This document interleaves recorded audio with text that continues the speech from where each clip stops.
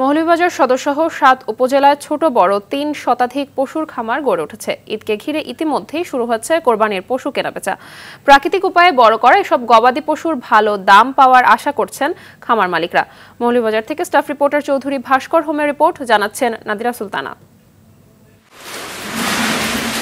প্রতিদিনই মৌলভীবাজারের খামারগুলোতে উকি দিচ্ছেন ক্রেতারা। স্বাদ ও সাধ্যের মধ্যে পশু কিনে অনেকেই খামারে রেখে যাচ্ছেন। বাড়তি লাভের আশায় পশুর যত্ন লালন পালনে ব্যস্ত সময় পার করছেন খামারিরা। বাজারে গোখাদ্যের দাম বেড়ে যাওয়ায় লাভ নিয়ে শঙ্কার কথা জানান তারা।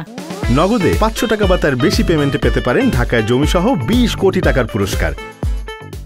অবশ্য 10টা গরু পালছিলাম, এবার খরচপাতির দাম বেশি লেগে উলানি যায় না। আর আমার এখানে ১০০-র উপরে গরু আছে।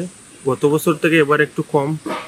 খাবারের দাম বাড়ার কারণে যদি আমরা ব্যবসা করে খাবার দিয়ে করে যদি বছর শেষে প্রফিট না হয় তাহলে তো এটা করে লাভ নেই। জেলা প্রাণী সম্পদ অধিদপ্তর জানায়, মৌলভীবাজারে গরু, ছাগল, মহিষ সহ কোরবানির জন্য প্রস্তুত রয়েছে ৯৬,৭২৮টি পশু, আর ঘাটতি রয়েছে ২৫,৪৪৫টি। অন্য জেলা থেকে পশু এনে ঘাটতি পূরণ করা হবে। ৫-৭ বছর ধরে আমি ফালি আর এবার কুরবানির বেশি লেই ওজন হইল ১২০০ কেজি প্লাস।